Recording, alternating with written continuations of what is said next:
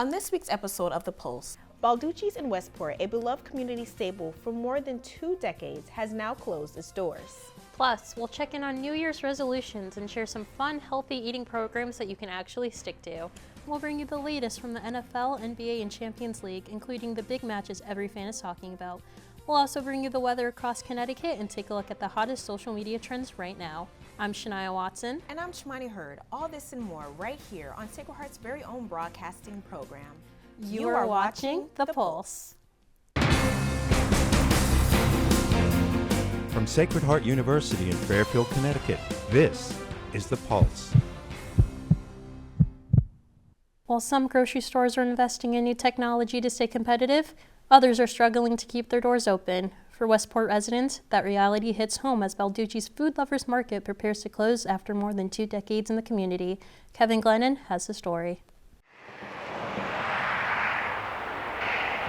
Westport grocery store Balducci's has just closed its doors after decades of local service. Parent company Albertsons had stated that the store's closure would happen in February.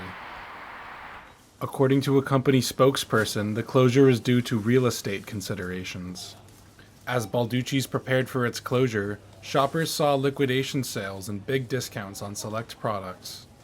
Customers were quick to act on these sales because once the shelves were empty, they weren't restocked. The closure had impacted as many as 59 non-union employees. Management aims to transfer as many workers as possible to other locations, with severance pay being offered to those unable to relocate. While Balducci's closed its Westport doors, other locations remain open, such as Greenwich, Connecticut, and Scarsdale, New York. The closure remains a big change for employees and the community, with many left wondering what's next for the retail space. But for now, it is a bittersweet goodbye to Balducci's Food Lovers Market, as it becomes a piece of Westport history. Reporting for The Pulse, this is Kevin Glennon in Westport. With the new year comes new resolutions. Big plans to break old habits and start new ones. The most common goal is losing weight and hitting the gym. But as many of you know, motivation can fade fast. Michael Castellano shows us how gyms are seeing a post-resolution drop-off. Every January, people set New Year's resolutions, hoping to start fresh. Many focus on improving their health or building better habits. At the start of the year, motivation is high and routines feel easy to begin. But for many people, that motivation does not last very long.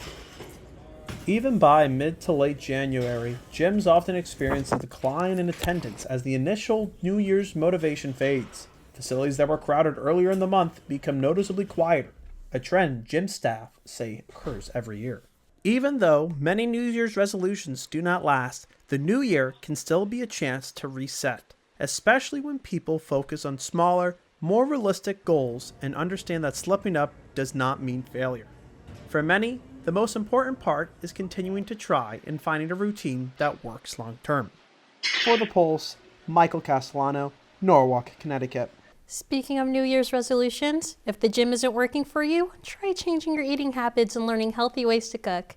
I learned about a 6-week program in Connecticut that offers just that, making it fun and practical to stay on track. While the cold weather may be keeping many people at home, it hasn't stopped these ladies from showing up to UConn's free cooking and nutrition program. UConn's extension program is now offering educational cooking classes free of charge. This 6-week program teaches adults all about nutrition, from healthy eating habits to cooking fun and balanced meals. The program provides all the supplies you need to make delicious dishes, with the first class being Trail Mix, a simple yet nutritiously beneficial treat for everyday snacking. This class is every Saturday right here in Meriden at the First Church of Meriden, located on 62 Colony Street. So, if you're looking to spice up your Saturdays, you can find more information by searching communitynutrition.cahnr.uconn.edu or by visiting the link below. Reporting from Meriden, Connecticut, I'm Shania Watson, and this is The Pulse. Wow, that looks like a lot of fun and something anyone can try. Yes, it really does make healthy eating a lot of fun. When we come back, we'll switch gears and take a look at sports betting and how fans are reacting to the rise of wagering. We'll be right back.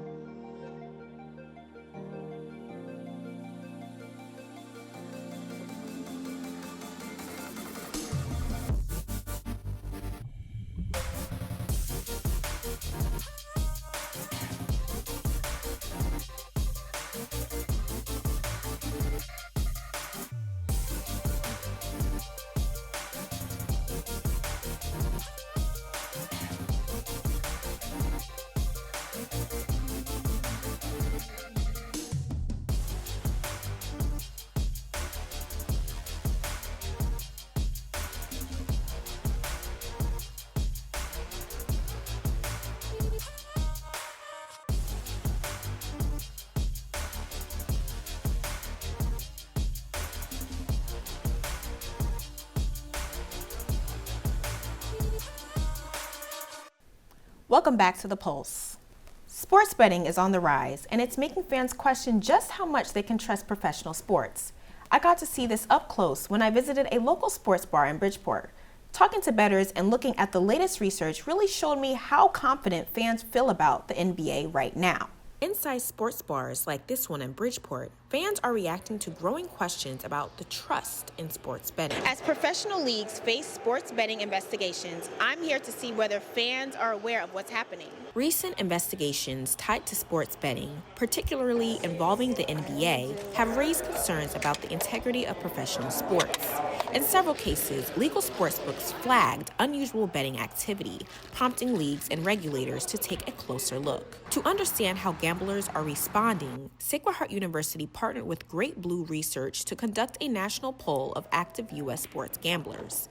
The survey found more than 80% were aware of the NBA investigations, and nearly 80% said the reports affected their trust in the integrity of NBA games. 29% of the population say they're actually more likely to bet on the NBA. In a vacuum, it doesn't make a ton of sense, but obviously, talking with other folks and kind of thinking about the results, you almost think okay, well, hey, at least these folks know that the NBA is taking this seriously and policing it. The poll shows reactions are divided. While about 1/3 say they're less likely to bet on NBA games, nearly the same number report no change, and almost 3 in 10 say they're more likely to bet, believing games may now be more closely monitored. At the bar, some fans say the investigations have shaken their confidence altogether. It's completely ripping the sports apart. It's not fair. I mean, I understand betting. I'm not for betting, but it shouldn't be at the college level or the professional level at all. The survey also found opinions vary on who should be held accountable.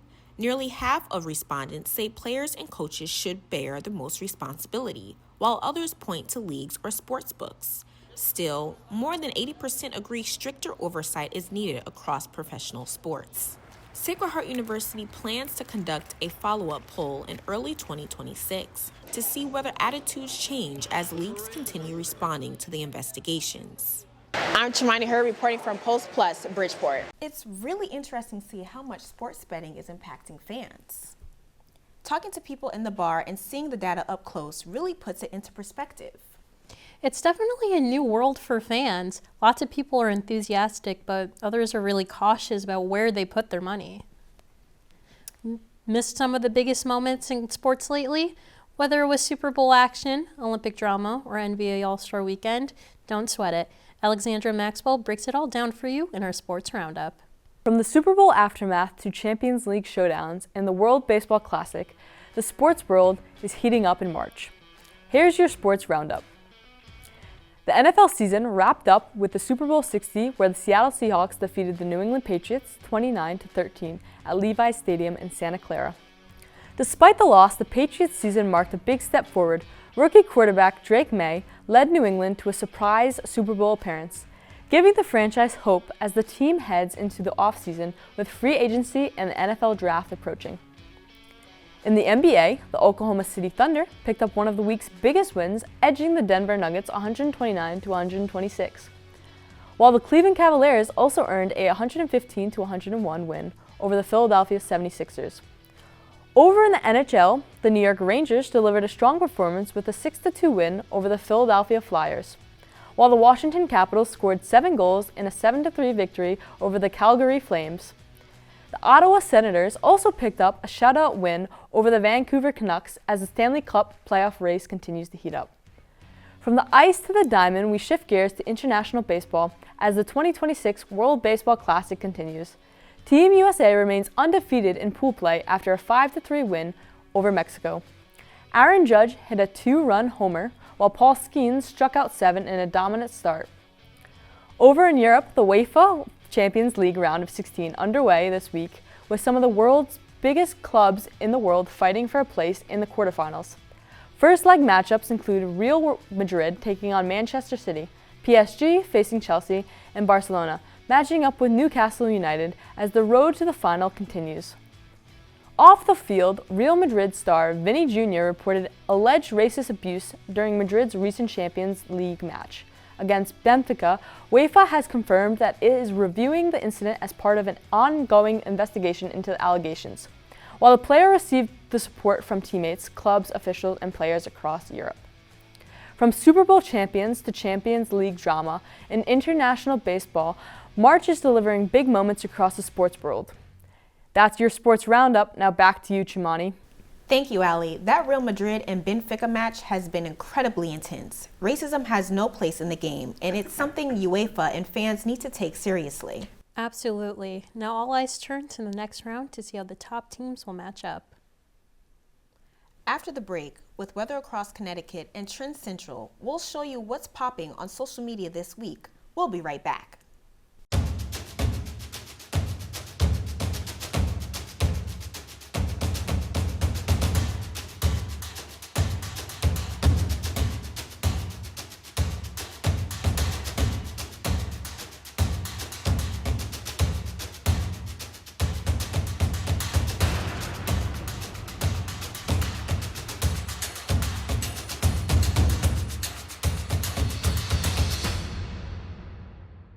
All right, everyone, let's talk midweek weather across the region. Starting in Fairfield, Tuesdays is chilly with highs around 37 and lows dropping to 22.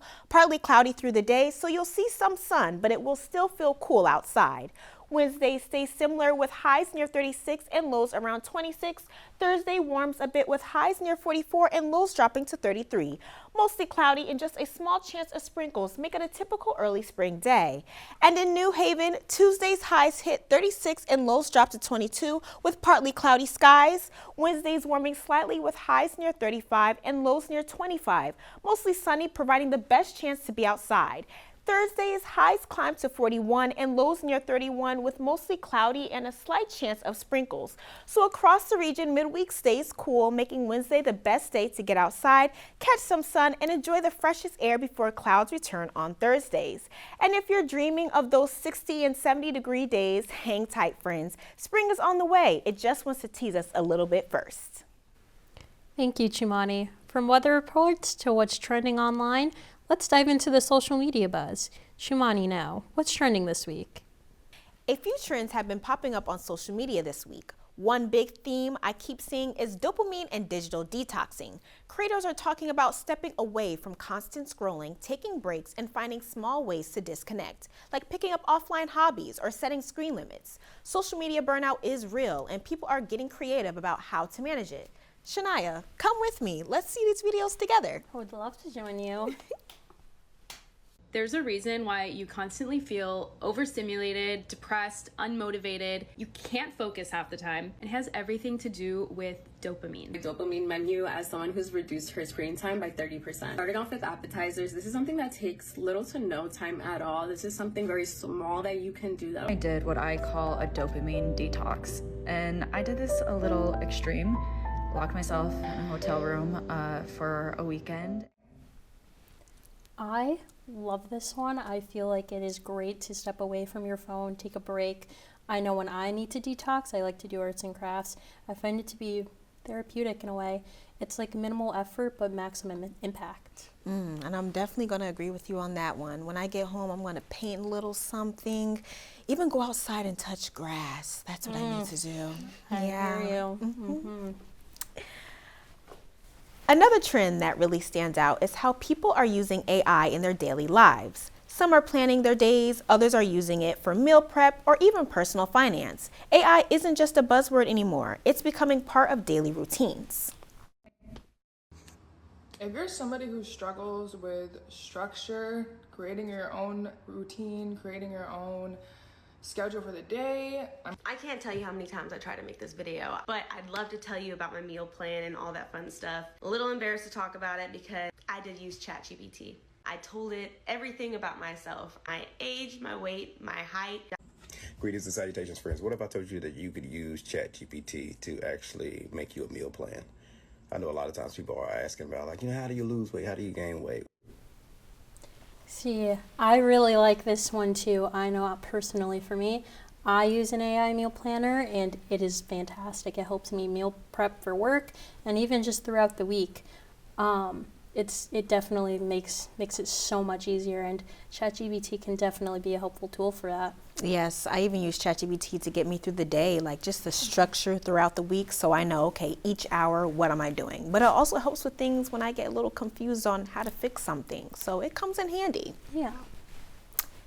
Finally, there's this trend of underconsumption content. People are focusing on budgeting, reusing after already having, and staying within their means. It's a refreshing break from constant push to buy the latest aesthetic or trend, especially with money being tight for many.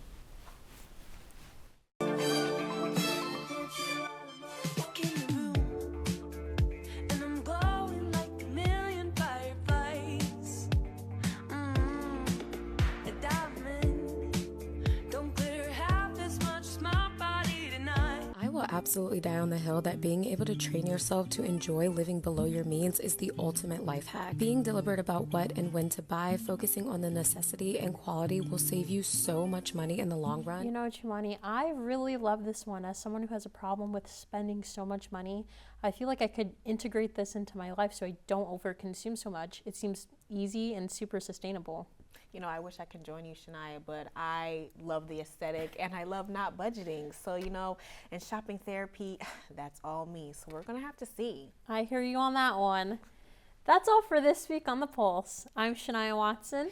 And I'm Chimani Hurd. Thank you for watching. We'll be back next time with more stories, trends, and everything in between. We'll see you soon.